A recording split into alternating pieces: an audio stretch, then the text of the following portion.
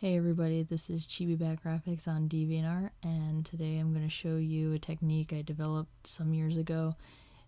This is to be used if you have an idea for a background but you don't quite know how to set up the perspective of the whole thing.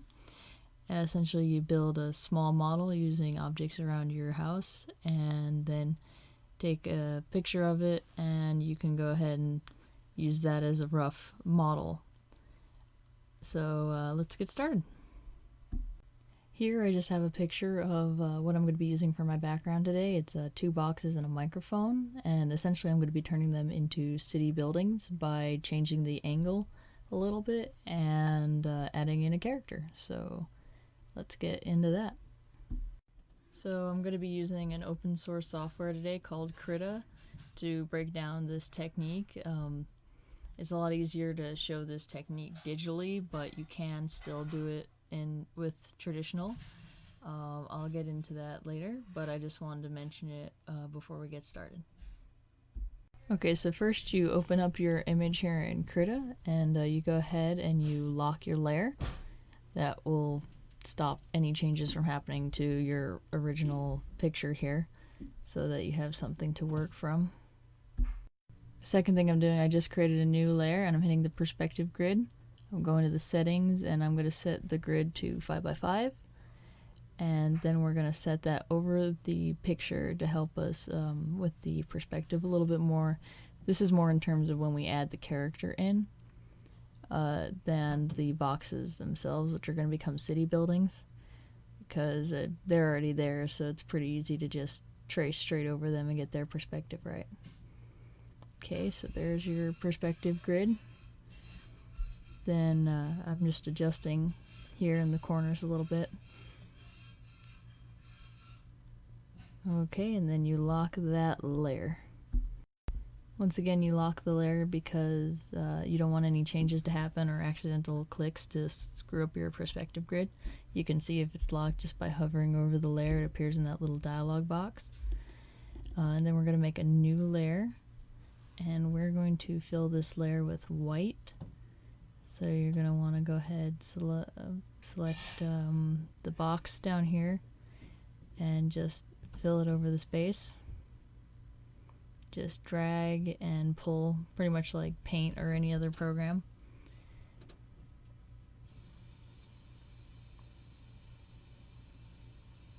Then there's an option up here. It says fill color. And I'm going to do fill with background color because my background color is set to white. And there you go. So now we just need to change the, we just need to deselect. So you go to select and then deselect. And then we're going to go ahead and change the opacity on the layer. And you go ahead and change the opacity. You can go up to the top right of the layer panel. They have the little arrow buttons, or you can use the arrows on your keypad, left and right, or you can just drag the blue bar down. You want to get it down to about 50% or so, or maybe a little over 50%. Pretty much anyway, as long as you can see the image ghosted underneath. And then once you have that set, you're going to want to lock the layer and then create a new layer in order to draw over and start creating the buildings and the characters in the image. So you can go ahead and start brushing in the buildings. This is one way to do it. I'm gonna just roughly show how this works. You know, you just trace. That's gonna be the building there. Building 1. So I go all the way down, even though the rough image doesn't have that. It's going to be my tower in the background. And this takes a little bit longer. It's going to give you a rougher line. If you're going for a rougher line, this will work. But you can also go ahead and just drag and pull the line tool to trace the background you want to do. Now this is a really basic background using squares, so it's really easy to use the line tool because I'm just going to turn them into buildings. your background may be a little bit more complex to just drag and drop a line tool, but this will work for what I'm going to do. This technique is not limited to just square buildings and things like that. The essential idea, though, is that you take basic shapes that normally you would just try and like rough out on paper and wrestle with for a long time trying to figure out how you want to do your background, and you can just set them up and use your phone camera and just change the angles with just really easily just moving the objects around and changing the angle and transforming basic objects into something much more interesting. So when I was taking the picture, I was planning to put Scotty in here, so let's go ahead and put him on a new layer and start roughing him in. Now with the perspective grid in place, it becomes a lot easier to put the character in because you can base the perspective off where the grid is basically, and I wanted to draw him flying towards this tower, which at the current moment looks pretty lame, but you know, I'm going to add some things to it. I wanted to keep this very basic so I don't go super detailed into anything with this. I'm just going to go ahead and add some lighting and color later, but mostly I want to focus on setting up the scene.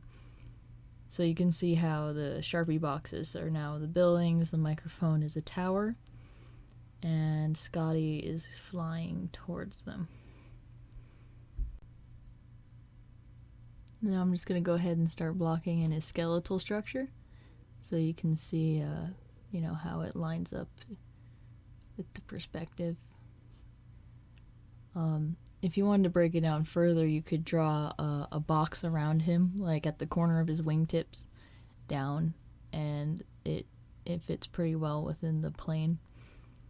So you just gotta make sure that you keep your characters within the perspective as well, and I feel like the grid really helps with that because you can see if maybe an object's not close enough or not far away enough within the viewpoint. So from this point on, I'm going to just be painting and adding in the details. I'm going to go ahead and speed up the video in just a moment here, but I'd like to explain a little bit what I'm going to be doing. Essentially, I'm going to be using the layer that was previously locked with our outline of the Sharpie boxes. I'm going to fill in a color for them.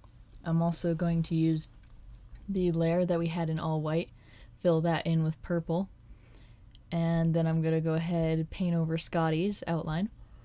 And other than that, I'm going to add I color at neutral for this piece. I don't do this all the time, but since I was just kind of trying to do something simple and quick, I kind of colored everything in a neutral color, and then I painted over everything.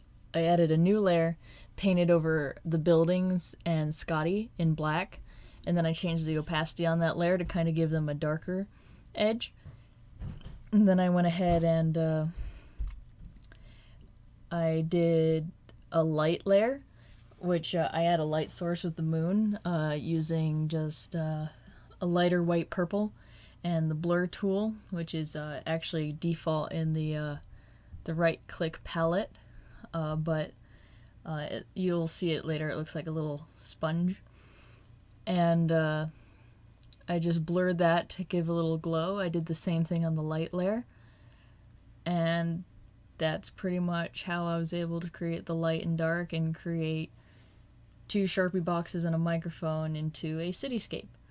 So I hope you enjoy, and I hope you apply this to something a little bit more complex than what I did here today. Thanks for watching. I'm going to go ahead and speed up the video now.